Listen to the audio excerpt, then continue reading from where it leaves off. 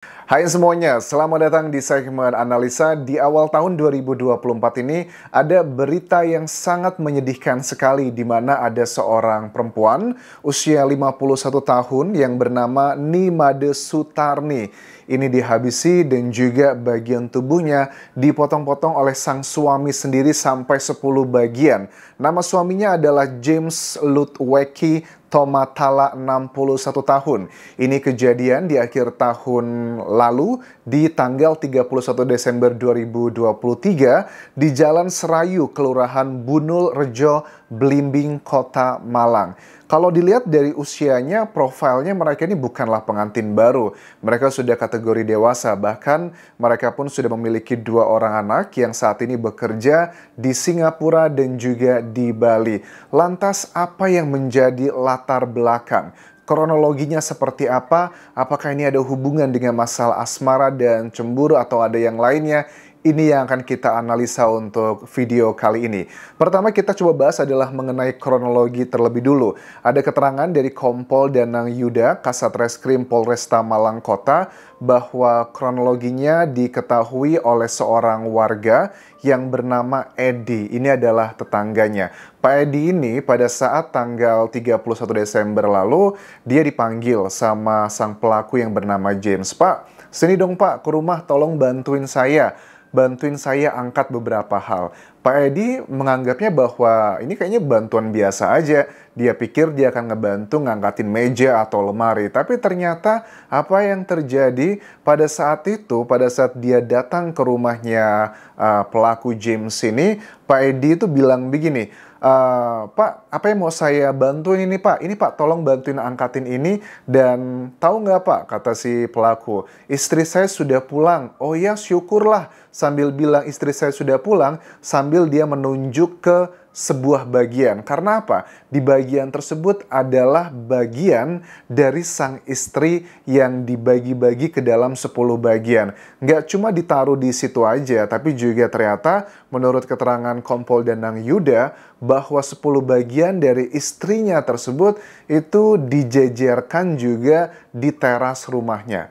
Apakah ada kebencian yang sebegitu dalam, padahal mereka sudah menikah pasti puluhan tahun karena kedua anaknya pun sudah dewasa, sudah bekerja, dan juga ada salah satu motif dugaan yang sangat kuat yang disampaikan di sini adalah karena di tahun 2023 sang istri ini sudah dalam tanda kutip minggat gitu ya, kabur dari rumah. Berarti hampir 1 tahun ya. Lantas apa yang terjadi sebenarnya? 1 tahun dia pergi dari rumah, meninggalkan rumah, dan beberapa tahun sebelumnya kedua anaknya itu juga pergi untuk bekerja. Jadi kalau kita lihat terjadinya perpisahan ini dalam tanda kutip itu setelah kedua anaknya itu pergi bekerja ke Singapura dan juga ke Bali. Ini apakah jangan-jangan mungkin ya, nggak tahu ya, aku tuh sekarang semakin sadar bahwa yang namanya rasa cemburu, rasa amarah, rasa hilaf itu tidak hanya didominasi oleh pasangan muda aja. Pasangan yang sudah dewasa, sudah tua lah kategorinya, itu pun juga tidak luput dari masalah ini. Apakah ini masalahnya dugaannya adalah mungkin ada pria idaman lain, atau bahkan sang istri tidak ada hubungan dengan pria idaman lain, tetapi karena jenuh dengan berbagai macam sifat yang dilakukan oleh James yang usia memang 61 tahun. Biasanya kan begitu ya, kalau seseorang itu sudah semakin dewasa dalam tanda kutip, biasanya akan semakin menunjukkan jati dirinya sebenarnya. Dan kadang juga mungkin seorang istri yang menjadi korban ini, dia juga sudah tidak kuat lagi menangani semua ini. Ya apapun kesalahan dari seorang Nimade Sutarni yang berusia 55 tahun ini tentunya tidak pantaslah diperlakukan seperti itu. Dari Kompol Danang Yuda mengatakan bahwa sebenarnya ada gejala yang sudah aneh dari James Lutweki Tomatala. Beberapa warga pun juga mengatakan hal senada, bahwa karakteristik dari pelakunya adalah terkenal sama warga sekitar adalah orang yang temperamental, yang suka marah-marah, dan termasuk dalam kategori yang antisosial.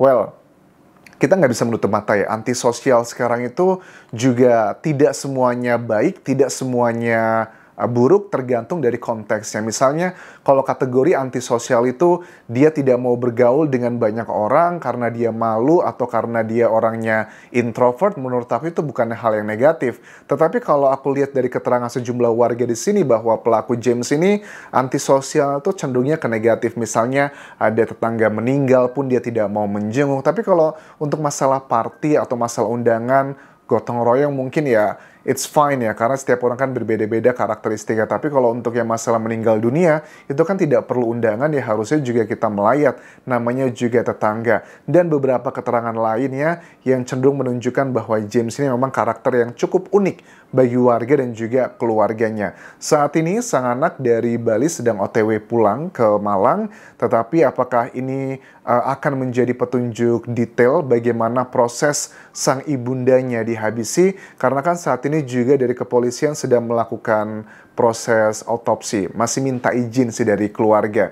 Padahal kalau secara undang-undang ya, untuk kasus yang berhubungan dengan pidana seperti ini, harusnya autopsi itu tidak perlu dimintakan izin dari keluarga. Tetapi mungkin ada bagian-bagian yang sifatnya tidak semua terundang-undangkan lah. Ini lebih masalah empati dan kita harus menghargai tersebut.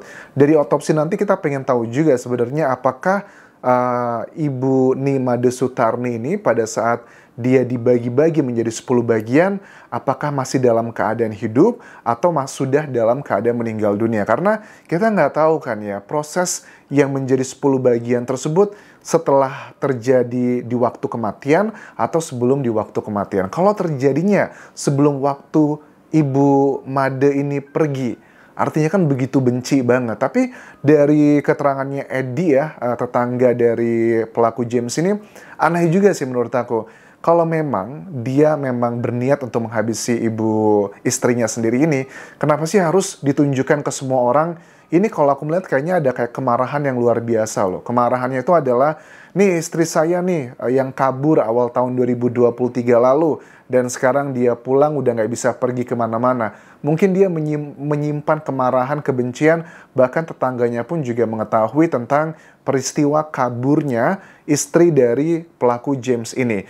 Dan sehari sebelum kejadian, tepatnya di tanggal 30 Desember 2023, warga sekitar memang mengaku melihat kepulangan dari Nimade Sutarni. Ini sudah hampir setahun, akhirnya pulang ke rumah. Ditanya, kenapa ibu pulang? Katanya, oh saya ada kegiatan, ada acara di sekitar ini, sekalian pulang. Nah, pada saat tanggal 30 Desember tersebut, sejumlah tetangga bilang bahwa saat itu kami mendengar ada suara keributan, argumentasi dari rumah tersebut, karena kan mereka tinggalnya berdua.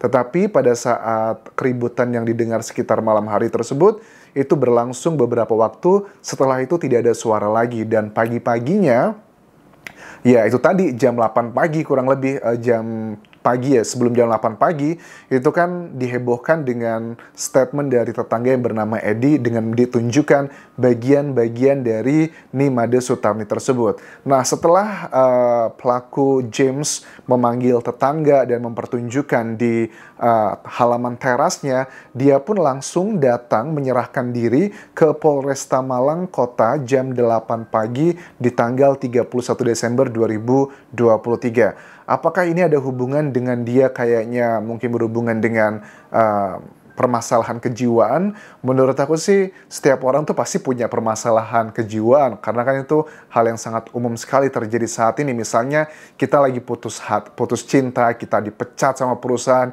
kita nggak punya uang, kita nggak percaya diri, itu termasuk juga bagian dari permasalahan jiwa. Tetapi kalau dengan hal seperti ini, menurut aku adalah bagian nggak mengindikasikan bahwa dia gangguan mental, kayaknya enggak.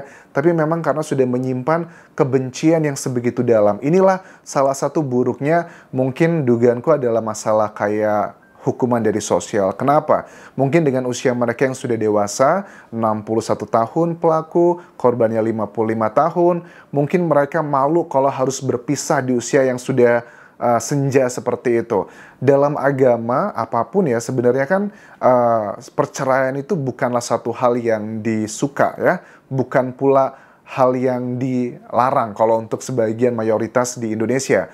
Tetapi kan walaupun itu tidak dianjurkan, tetapi perceraian itu juga alangkah jauh lebih baiknya dibandingkan mereka terus bersama hanya demi menjaga nama baik di hadapan masyarakat, tapi mereka yang menjalani sudah tidak ada lagi kecocokan, malah justru akan seperti api dalam sekam ya. Ribut kecil-kecil bertumpuk-bertumpuk akhirnya ngebuat itu dendam. Api dalam sekam kan kelihatannya di luar itu apinya kecil, mungkin membaranya sedikit, tetapi di dalam itu penuh dengan kemarahan. Ini salah satu contoh mungkin pelajaran lagi buat kita semuanya, terutama untuk kalian yang sudah menikah. Berapa lama pun usia pernikahan kalian. Kalau kalian merasa bahwa pernikahannya sudah diusahakan berbagai macam cara, tetapi tidak bisa terselamatkan, ya alangkah lebih baiknya adalah pisah baik-baik dibandingkan dengan bertumpuk-tumpuk emosi kemarahan, apalagi nanti melibatkan pihak ketiga. Ini adalah salah satu contoh yang menurut aku harus diperhatikan, jangan sampai seperti ini.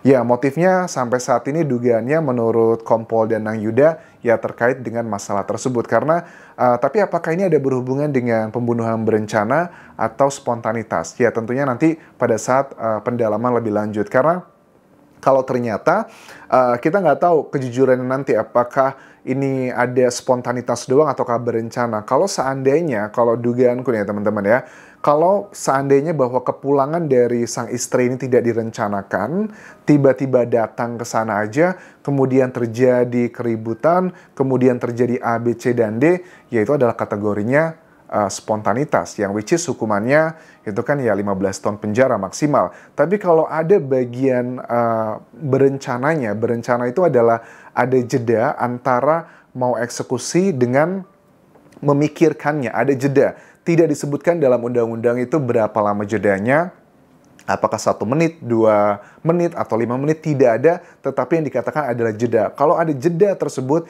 ini bisa kenanya adalah hukuman yang ya pasal 340 pembunuhan berencana, ada hukuman mati, seumur hidup, ataupun 20 tahun penjara. Tapi dengan usia pelaku James yang sudah 61 tahun, menurut aku juga kan mayoritas kita kan usia sampai ya 70, 80, jadi ya walaupun dikenakan hukumannya adalah untuk hukuman yang spontanitas, kemungkinan besar seumur hidupnya dia pun akan dihabiskan di penjara. Kita lihat nanti perkembangan selanjutnya apakah pure murni hanya masalah karena rumah tangga atau ada unsur yang lainnya. Ini kita akan nantikan perkembangan selanjutnya. Terima kasih sudah menonton dan juga turut berduka cita untuk keluarga besar kedua anak-anak dari Ibu Ni Made Sutarni ini.